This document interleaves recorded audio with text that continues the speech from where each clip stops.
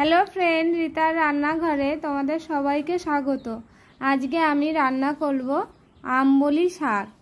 আমবলি শাকটা আমি বাগান থেকে তুলে নিয়ে এসেছি, এই দেখুন তাজা তাজা, কেউ কেউ টক শাকও বলে। এটাকে আমি তুলে নিয়ে এসেছি, এবার এটাকে আমি বেছে নেব। আজকে আমার কাকিমা এটাকে বেছে দিচ্ছে। এর এই পাকা বীজটা ফেলে দিলাম, আর পোকা পাতা শুকনো পাতাগুলো ফেলে দিলাম, আজ গোটাটাই রেখে কাজ করব।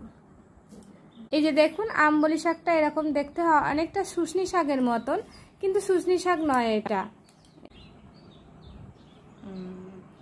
আমবলি শাক রান্না করতে আমি যা যা নিয়েছি চিংড়ি মাছ, কালো সর্ষে, লবণ, হলুদ, লঙ্কা নিয়েছি। লঙ্কা দিলেও পারেন, না দিলেও পারেন। আর আমবলি শাকটা আমি বেছে নিয়েছি, এটাকে আমি ভালো করে ধুয়ে নেব। ধুয়ে আমি মেন রান্নায় চলে যাব।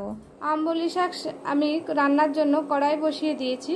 কড়াইতে সামান্য জল দিয়ে দিয়েছি, হাফ কাপ মতন। জলটা একটু ফুটে উঠলে আমি আমবলি শাকটা এর মধ্যে দিয়ে দেব, সিদ্ধ করে নেব। জলটা আমার ফুটে উঠেছে, এর ভিতরে আমি আমবলি শাকগুলো দিয়ে দেব।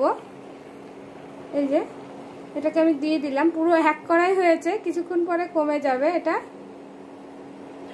আমি ঢাকা দিয়ে দেবো। এটা আমবলি শাকটাকে আমি একটু উল্টে দিচ্ছি। উল্টে দেওয়ার পরে এটাকে আমি ঢাকা দিয়ে দেবো।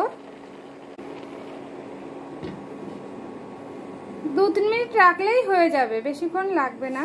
আমবলি শাকটা সিদ্ধ হয়ে গেছে। ঠান্ডা হলে আমি এটাকে চটকে তার পাল্প বের করে নেব।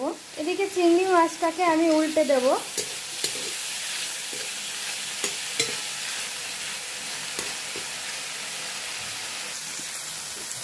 চিংড়ি মাছটা আমার ভাজা হয়ে গেছে, আমি এটাকে তুলে নেব। এই চিংড়ি মাছটা আমি ভেজে তুলে নিয়েছি। এই যে আমবলি শাকটা আমার ঠান্ডা হয়ে গেছে। গরম থাকতে হাত দেবেন না, তাহলে হাতটা পুড়ে যাবে।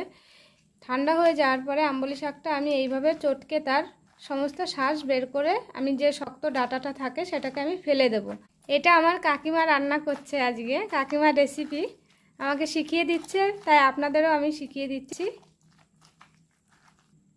এই যে আমার আমবলি শাক থেকে এতটা শাঁস বেরিয়েছে, আর যে শক্ত ডাঁটাটা ছিল এই যে, এটাকে আমি ফেলে দেব। এটা আমি রান্নায় ব্যবহার করব না, আর এইটা আমি রান্না করব। আমি চিংড়ি মাছ ভেজেছিলাম, সেই কড়াইতে সর্ষের তেল দিয়ে দিয়েছি। আপনারা সাদা তেলেও রান্না করতে পারেন। আর এর ভিতরে দিয়ে দেব কালো সর্ষে ফোড়ন। আমি সর্ষেটা ফোড়ন দিয়ে কিছুটা তেল আর সর্ষে আমি বাটিতে তুলে রাখছি। এটা আমি কাচের পাত্রে তুলছি, কেননা আমবলি শাকটা টক তো, এটা আমি কাচের পাত্রেই উঠাবো। অন্য পাত্রে তুললে, স্টিলের পাত্রে তুললে স্টিলের পাত্রটা কালো দাগ হয়ে যায়, তার জন্য আমি এই যে সর্ষে আর তেল কিছুটা তুলে রাখলাম। কড়াইতেই দিয়ে দেবো চিংড়ি মাছ, আর যে আমবলি শাকটা আমি বের করে রেখেছিলাম সেটাকে আমি ঢেলে দেবো।